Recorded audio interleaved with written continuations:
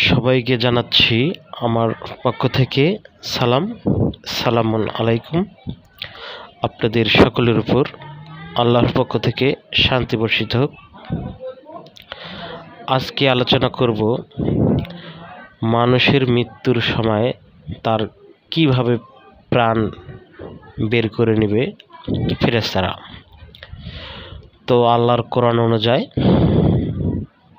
ভালো মানুষদের, নেককার বান্দাদের প্রাণ কিভাবে আল্লাহ ফেরেশতাদের মাধ্যমে বের করবেন, এবং যারা জালেম, অত্যাচারী, ফাসেক, দুর্নীতিবাজ, এদের মৃত্যুটা কেমন হবে আমরা কোরআন থেকে এ বিষয়ে দেখব। তো আমরা যদি যারা জালেম, যারা কোরআন বিরোধী আমল করে, অর্থাৎ আল্লাহ এবং রাসূলের কোরআনের কোনো ধার ধারে না, পরকাল সম্পর্কে তাদের কোনো গুরুত্ব নেই, নিজের ইচ্ছা মতন চলে, তাদের প্রাণ কিভাবে বের করবেন সেটি যদি আমরা দেখতে চাই, তাহলে 8 নম্বর সূরা আনফাল, এই সূরা আনফালের 49 নম্বর আয়াতে দেখবেন যে ফেরেশতারা যখন যাদের মৃত্যু ঘটায় তাদের মুখে, পিঠে, পৃষ্ঠদেশে তাদেরকে আঘাত করে আর তাদেরকে বলে, তোমরা জ্বলন্ত আগুনের স্বাদ আস্বাদন করো।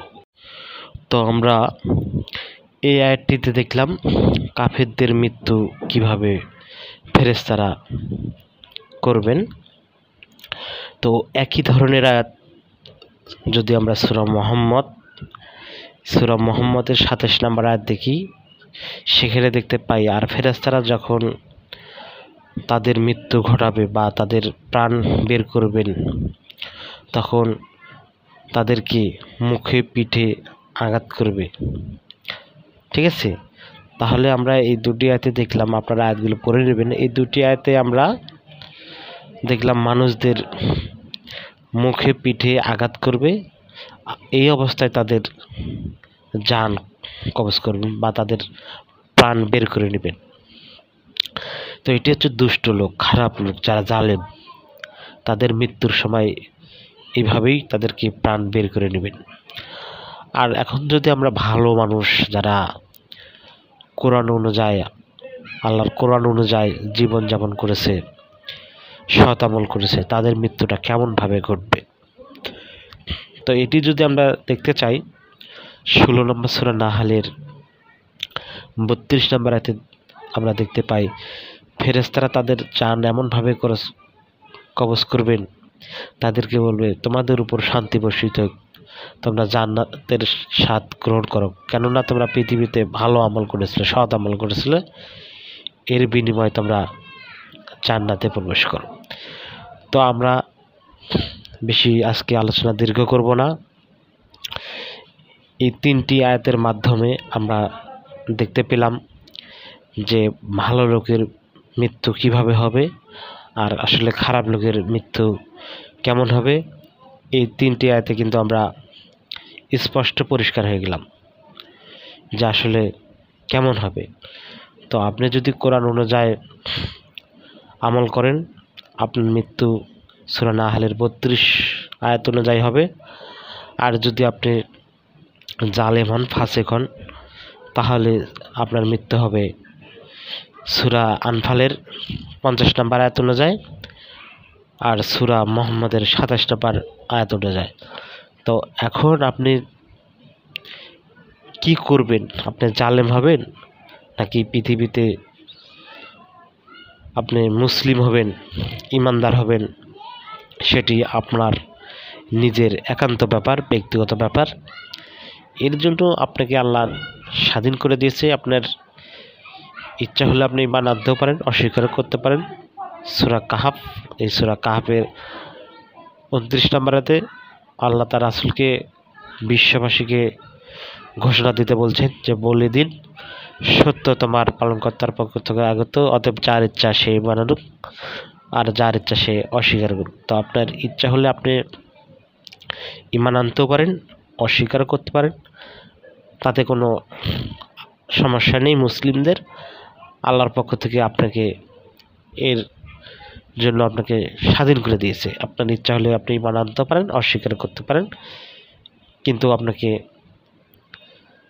মরতে হবে, এটি নিশ্চিত। সেই মৃত্যুটা কেমন হবে আর মৃত্যুর পরে আপনি কোথায় যাবেন, আপনার হিসাব আপনাকে দিতে হবে, আমার হিসাব আমাকেই দিতে হবে। আপনারা যদি সূরা কাফের 49 নম্বর আয়াত বা 48 নম্বর আয়াত দেখেন, এই দুটি আয়াতের মধ্যেই হবে যে এটি কেমন কিতাব, কোনো কিছুই বাদ দেয়নি, ছোটও বাদ দেয়নি, বড় কিছু বাদ দেয়নি। মানে আপনি যদি ছোট গুনাহ করে থাকেন তাও দেখতে পাবেন, যদি বড় গুনাহ করে থাকেন তাও দেখতে পাবেন। কিয়ামতের মাঠে, হাসরের মাঠে আপনি সব দেখতে পাবেন আপনার চোখের সামনে। এরপর আপনার যদি আমল যদি বেশি হয় গুনার চেয়ে, তাহলে আপনি জান্নাতি। আর যদি আপনার আমলের চেয়ে মানে নেক আমলের চেয়ে যদি আপনার গুনাহ বেশি হয় তাহলে আপনি দোজখী। সূরা আরাফের 7-8 নম্বর আয়াত পড়লেই বুঝতে পারবেন। সেদিন ওজন করা হবে, যাদের পাল্লা হালকা হবে তারা হবে ক্ষতিগ্রস্ত, আর যাদের পাল্লা ভারী হবে তারাই হবে সফলকাম। আর সেদিন সফলকাম হওয়া মানে আপনি বুঝবেন যে আপনি জান্নাতের উত্তরাধিকারী হয়েছেন। আর সেটি হবেন আপনার আমল অনুযায়ী। যা সূরা যুকরুফের আমরা দেখতে পাই 69, 76, 71 নম্বর আয়াতে, যে আজ তোমাদেরকে এই জান্নাতের উত্তরাধিকারী করা হয়েছে, তোমরা পৃথিবীতে ভালো আমল করেছিলে, সৎ আমল করেছিলে। এই কারণে তো আল্লাহ প্রত্যেকটা মানুষকে তার আমল অনুযায়ী জান্নাত দেবে। আল্লাহর দয়ার অনুযায়ী আল্লাহ কাউকে দয়া করে জান্নাত দেবেন না, বা কাউকে মানে সে ভালো কাজ করেছে তাকে জাহান্নামে দেবেন না, যে মন্দ কাজ করেছে তাকে আল্লাহ জাহান্নামে দেবে, আর যে ভালো কাজ করেছে তাকে আল্লাহ জান্নাত দেবেন।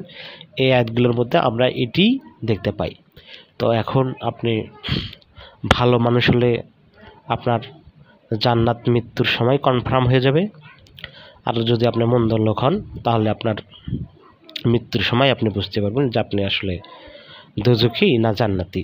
এরপর আপনি ঘুমিয়ে থাকবেন, ঘুমানোর পর আপনি কিয়ামতের দিন উঠে বলবেন যে কে আমাদেরকে এই ঘুমন্ত থেকে জাগালো।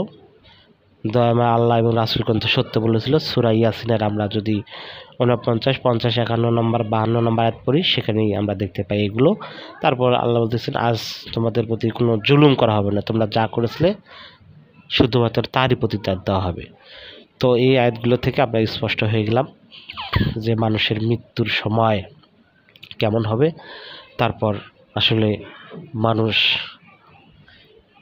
জান্নাত পাবে না জাহান্নাম পাবে, কোরআনের এর ডিটেলস আরও বলা আছে। তো সংক্ষিপ্তভাবে আলোচনা করলাম, সকলে বুঝতে পেরেছেন আশা করি। সকলে ভালো থাকেন, সুস্থ থাকেন, ধন্যবাদ সকলকে।